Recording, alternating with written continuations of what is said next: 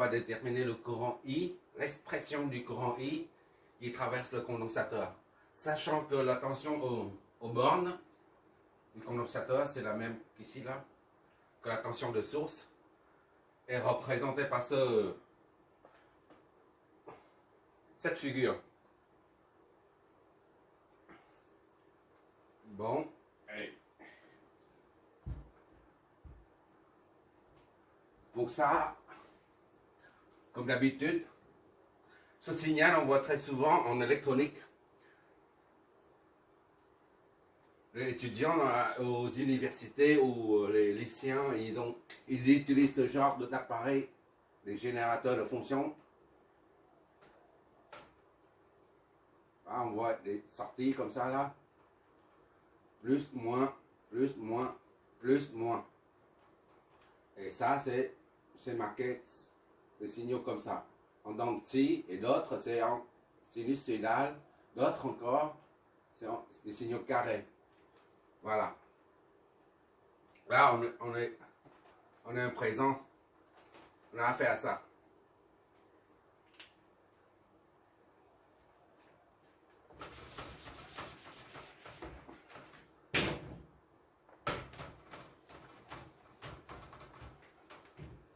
Maintenant, on connaît le signal d'entrée aux bornes du condensateur. Il suffit de trouver l'expression de IT qui le traverse. Et pour ça, on a une formule classique, on se sert toujours, c'est IT point condo. IT est égal à C dVt sur dt. D'accord? Avec ça, on peut en déduire, puisqu'on connaît la tension, on fait la dérivée de la tension pour obtenir l'expression IT. Il faut étudier cette fonction,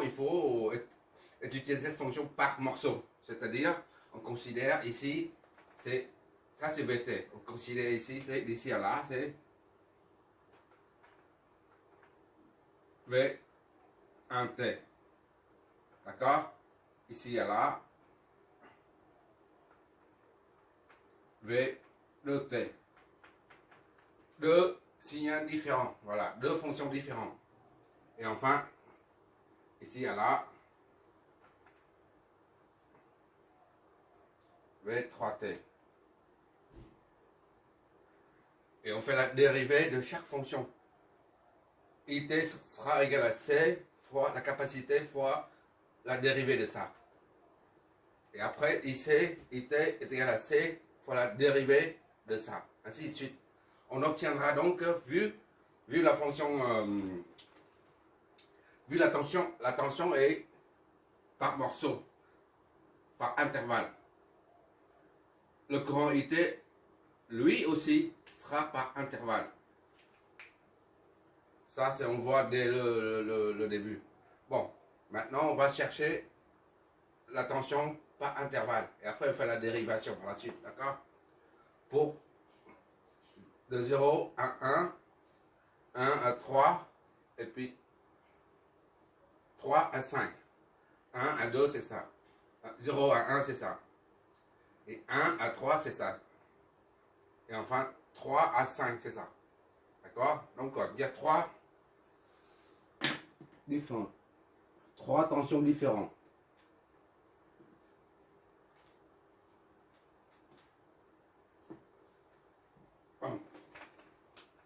Pour T, on écrit comme ça pour le signe mathématique. Pour tout, ça c'est le temps. Le temps T, pour tout T appartient à 0 à 1. 1. Cette équation, ce segment du signal représente une équation de premier degré, ou affine si tu préfères.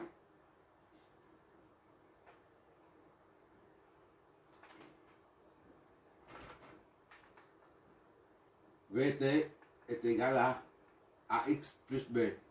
C'est une fonction de affine, on dit ça affine, mais c'est une de premier degré.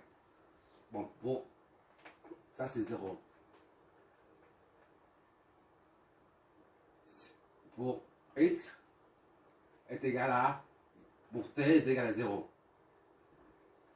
T est égal à 0, on a VT est nul, d'accord?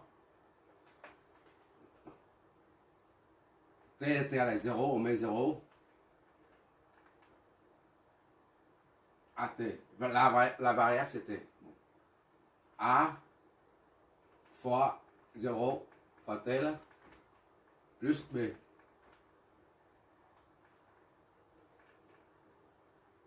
Plus B. Ici, V0 c'est 0. Donc, V0, pas besoin. Ça fait 0 plus B est égal à 0. Soit B est égal à 0. Maintenant, pour T est égal à 1. 1. V1, d'accord? Puisqu'on remplace T par 1. V1 est égal à A fois 1 plus B. Pour T est égal à 1, la fonction, le signal est égal à 50. On met 50. Voilà. Or, 1 fois 1, A fois 1, ça fait A. Plus B, c'est 0. 0 qu'on a trouvé ici, là, est égal à 50. Soit A est égal à 50. D'accord? Donc, on peut avoir la fonction VT.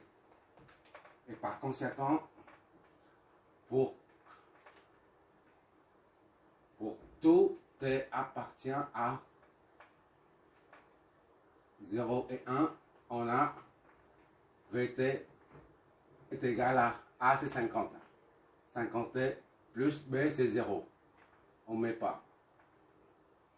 D'accord? C'est la première. Ça, c'est en volts. On fait la même chose pour le deuxième segment. Ce signe-là, le V inversé avec ça là, c'est pour dire pour tout T appartient à l'intervalle 1 et 3. 1 compris. On a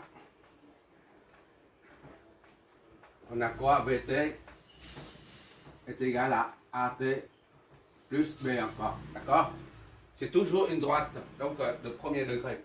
Une équation de premier degré. T puissance 1, c'est premier degré. Bon, on fait la même chose qu'en haut pour T est égal à 1. On commence par le premier du segment. Ici, on commence par 0, on termine par 1. Ici, on commence par 1, on termine par 3. D'accord? Pour T est égal à 1, V1 est égal à combien? A fois 1, puisque T est égal à 1, plus B est égal à combien? V est égal à 1. T est égal à 1, ce segment est égal à 50 ici. D'accord? 1, projection vers le haut, 50. A plus B est égal à, soit A plus B est égal à 50. D'accord? Premier. Ça c'est, je mets 1.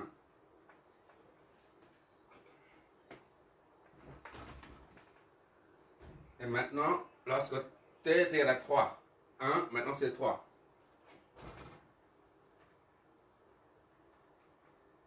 Alors, V3, on remplace, est égal à A fois 3 plus B est égal à combien? Pour ce segment, lorsque T est égal à 3, VT est égal à moins 50. 50. D'accord? Ça fait 3A plus B est égal à moins 50.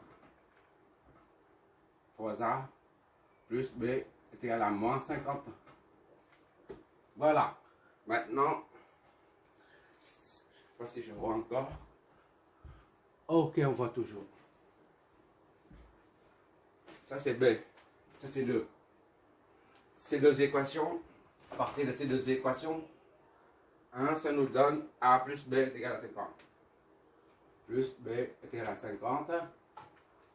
Et 2, ça nous donne 3A plus B.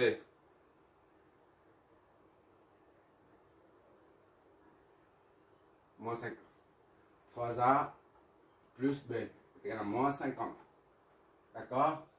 Pour résoudre ça, il suffit de faire la soustraction pour enlever le 10, pour faire disparaître le B. Donc, A moins 3A, ça donne moins 2A. D'accord? A moins 3A donne 2A. Ça moins ça, ça disparaît. Et ça moins ça donne 100. Donc, A est égal à moins 50. D'accord? On prend cette équation-là, moins 50, on remplace là-dedans moins 50, plus B est égal à 50. Soit B est égal à 100. D'accord? Donc, VT était, à présent, on connaît les coefficients de cette équation-là. On remplace là-dedans. VT est égal à A, c'est moins 50. T, c'est la variable. Plus B, c'est 100. Voilà. Ça, c'est vol. Deuxième segment. C'est ça, hein? Moins 50 T plus 100.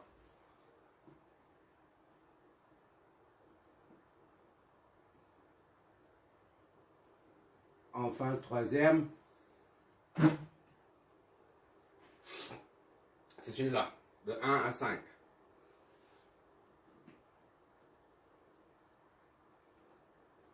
On va seulement de 3 à 4. Hein. C'est largement suffisant. 1 à 5, c'est la même chose. Parce que c'est le même pente. C'est la même pente. On va à 3. Ici à là. Ça revient au même. Hein. On n'a pas besoin. Voilà. Comme tout à l'heure, on peut arrêter là. On étudie seulement ce segment.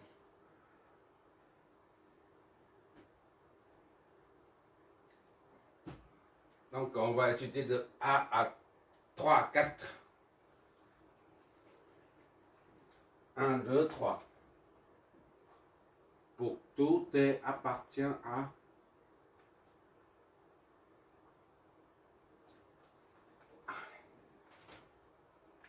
pour tout T appartient à 3 et 4. D'accord, hein? Ça, on peut très bien étudier de là jusqu'à là. Mais on peut aussi étudier de là jusqu'à là seulement. Parce que c'est ça et ça, c'est la même pente. C'est le prolongement de ça. Ce bout est le prolongement de ça. Au lieu de prendre des chiffres, des nombres trop grands, on prend ici seulement. Le nombre est plus petit. De même, pour aller de 3 à 5, 5 c'est un nombre trop grand. On réduit l'intervalle de 3 à 4 parce que ce segment et ce segment, c'est celui-là est le prolongement de celui-là. C'est-à-dire les deux ont la même pente. La même pente. D'accord? C'est pour ça que je préfère réduire le nombre. Pour ne pas avoir des nombres trop grands à traîner un peu partout. Pour T qui varie entre 3 et 4, on a une équation d'une droite. On a l'équation d'une droite, d'accord? VT est égal à AT plus B. Où T est la variable, A est le coefficient directeur et B c'est l'ordonnée. Ça c'est un truc en seconde, ça, la classe de seconde. Si je me rappelle bien. Seconde de détermination. Bon, pour A égale à 3. Pour T est égal à 3. Alors, on a V3, on remplace dans V3 est égal à A fois 3 plus B. Lorsque T est égal à 3, on a V qui est VT est égal à moins 50. 3, c'est ça, hein, 3. on étudie ce segment. 3 moins 50.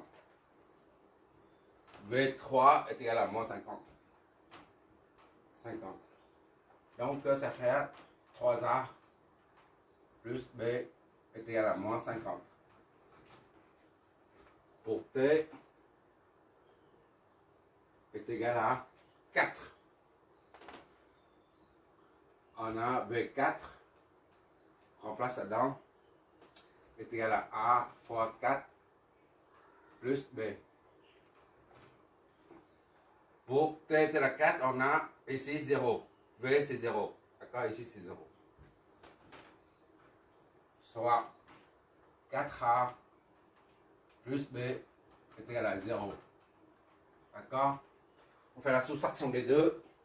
Ça donne ça moins ça. Ça fait A. 4A moins A, ça fait A. B moins B, 0. 0 moins 50, ça fait 50. D'accord? A, c'est 50. Maintenant, on injecte A dans cette équation, par exemple. 3A, c'est 3 fois 50 plus B est égal à moins 50. Donc, 150, ça fois ça, 150, plus B est égal à moins 50. Soit B est égal à moins 200. Oula, oula, oula, là. B plus 200, qu'est-ce que je raconte? On passe moins 200. Moins 200.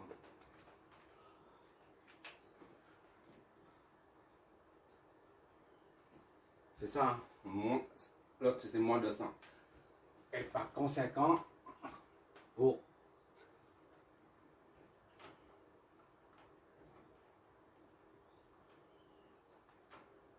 appartient à 1 et 3.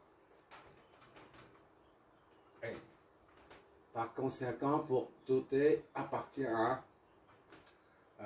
3 et 4, on a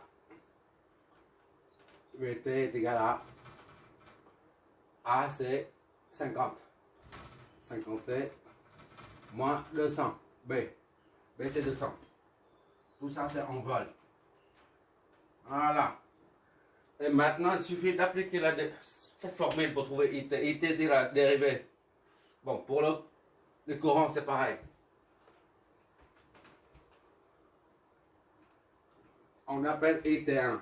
I1T est égal à C. D'accord? C, c'est combien? 200 microfarads. 200 microfarads, ça donne ça, farad. Voilà, multiplié par la dérivée de la tension. Multiplié par, pour le premier segment, je mets un 1. Ça, V1T. D'accord? Et ça, V2T. Et enfin, ça, V3T. Pour bien distinguer quel segment, quelle zone on se trouve. V1T, V2T et V3T. On a marqué d'ailleurs tout à l'heure. Bon, maintenant on étudie le courant pendant cet intervalle de temps. Le premier intervalle de temps. Et ici, la constante est toujours la même. Par contre, la tension, ça change. De V1, d'accord? Le V1T. Premier segment. Sur DT. C'est-à-dire 200 de 10 puissance moins 4. Voilà. D'accord? Fois la dérivée de V1T. D'accord? Est égal à 10 puissance moins 4 fois la dérivée de V1T. C'est combien? Dérivée. Ça donne 50T, dérivée T, ça donne 1. 50. Fois 50. Voilà. Donc, c'est combien ça? 10, 100. 101, 100, 10 moins 4. Donc, I1T égale à, est égal à 10, ça fait 10 puissance moins 2 ampères. Voilà.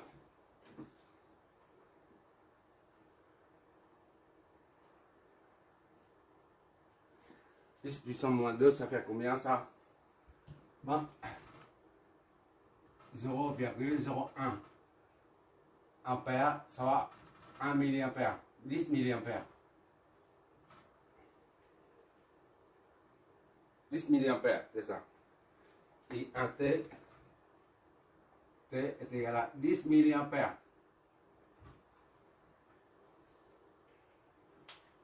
Maintenant, on fait la même chose pour I2. Le deuxième segment. I de T est égal à, on rack ça là, c'est la même chose que ça. 2 puissance 10 puissance moins 4 fois V de T prime, d'accord? Au lieu d'écrire ça, j'écris directement le dérivé. Donc, est égal à 2 puissance 10 moins 4 fois dérivé de ça. Sans dérivé, ça fait nul. La constante, il faut dériver, ça donne 0. D'accord? Et T, ça donne moins 50T, ça donne 50, moins 50. 50. Il faut la dériver de ça. Fois la dérivée. Voilà. Moins 50. Là, c'est 50. Moins 50. Moins 50. Moins 50. Donc, I de T est égal à moins 10 milliampères. Voilà.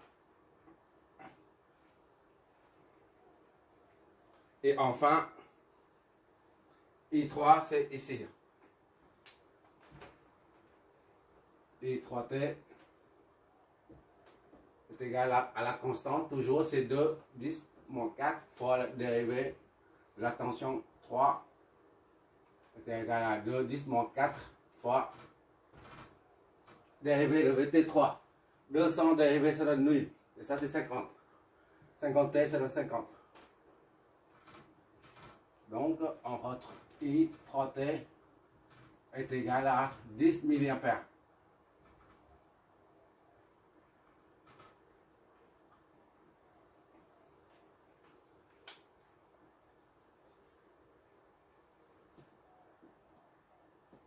C'est-à-dire quoi? Ça, c'est terminé. La tension au bord du condensateur est comme ça. D'accord? Elle varie, mais d'une façon. Il y a une pente. Il y a une pente descendante. Il y a une pente montante. Et ici, c'est descendant. Par contre, celui-là, il est. Pourquoi c'est descendant? Ça se voit. Parce qu'il y a un coefficient directeur. 50, ça monte. Le deuxième, moins 50, ça descend. Et après, 50, ça monte. La pente. Tout ça, c'est. Ça traduit bien la pente. D'accord? Ici, c'est la pente négative. Moins 50.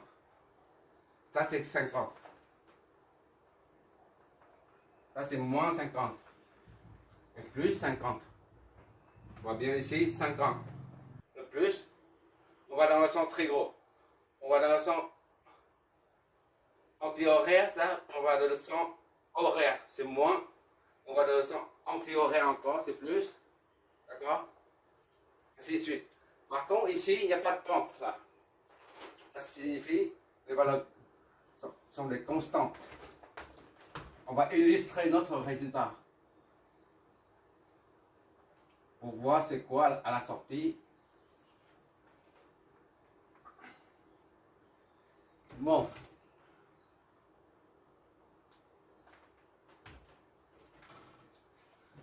Et là. Voilà. Ça, c'est la tension au bornes qui est comme ça. Qui monte 3, 6, 6, et comme ça. Voilà. 3, 6. Ça monte comme ça là. Je reproduis là-bas la tension qui est là-bas. Voilà. Ça, c'est la tension. VT. D'accord? 30 secondes. T. Et en dessous, c'est directement, on va voir le courant. Comment les courants, comment ils se présentent. Pour pouvoir comparer avec la tension. Les secondes. T. Ah, c'est tension. VT. Ça, c'est le courant. IT. D'accord? Premier courant, c'est 10 mA. Ça, c'est 10 mA. Ça, c'est 10 mA. Et après, de 0 à 1, c'est 10 mA. Ça, c'est 1. Ça, c'est 2, 3, 4, ainsi de suite. Et de I2, là. I2, c'est où? I2, c'est là, à partir de 2. On a I2, c'est là. D'accord?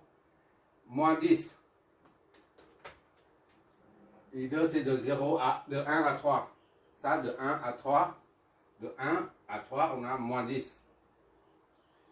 D'accord? Et enfin, de 3 à 4, on a I3 là. I3 de 1 à, de 3 à 4, on a 10.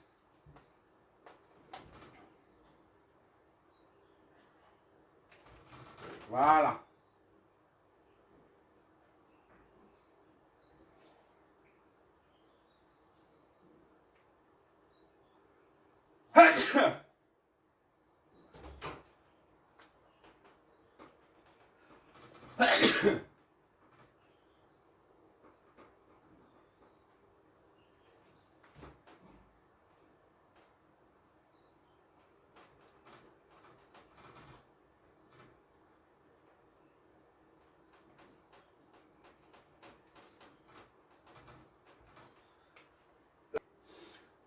Ça, c'est pour varier un peu les signaux aux bornes du condensateur et ainsi que le courant qui traverse. On retrouvera partout tout ce genre de signal.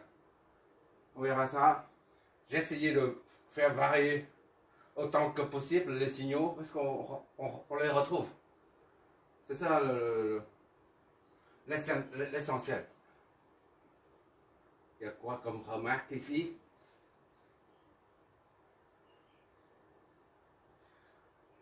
Tu vas voir le résultat des simulations. Oui. Ça, c'est, on a raisonné avec un condensateur parfait. C'est-à-dire, il n'y a pas de fuite. Mais pour un condensateur réel, comme s'il y a une résistance, un condensateur parfait, il est comme ça. D'accord? Les charges s'accumulent. Les charges ne peuvent pas traverser. Le stockage de l'énergie se trouve dans le champ électrique.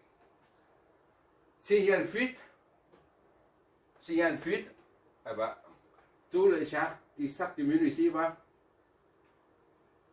vont partir. Mais doucement, ils vont partir comme une pile qui se décharge avec le temps. Il y a toujours une fuite. Un condensateur, c'est une pile. D'accord? Ni plus ni moins. Et avec le temps, le condensateur, comme les piles qu'on trouve dans le commerce, les petites piles de calculatrice, là, il y a une fuite de courant, une fuite de charge. Donc, dans la réalité, c'est comme ça.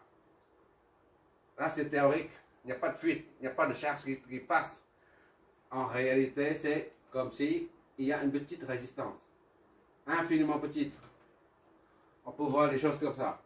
Et il y a les charges accumulées ici, avec le temps, on va passer dedans pour fuir. C'est pour ça on dit une résistance de fuite. D'accord? Et pour revenir ici, le condensateur parfait, il n'est jamais parfait. Si on simule le circuit, on verra que le simulateur, lui, il est très intuitif, il est très intelligent, lui.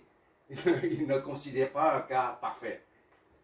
Il va calculer des trucs comme ça. On va voir des trucs comme ça. Voilà, ça monte à peu près comme ça. Voilà. Il y a un petit décrochage.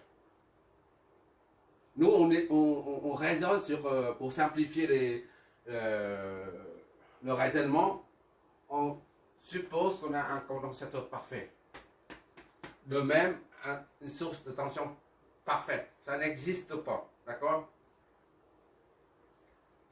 Bon, c'est fini. Merci d'avoir regardé.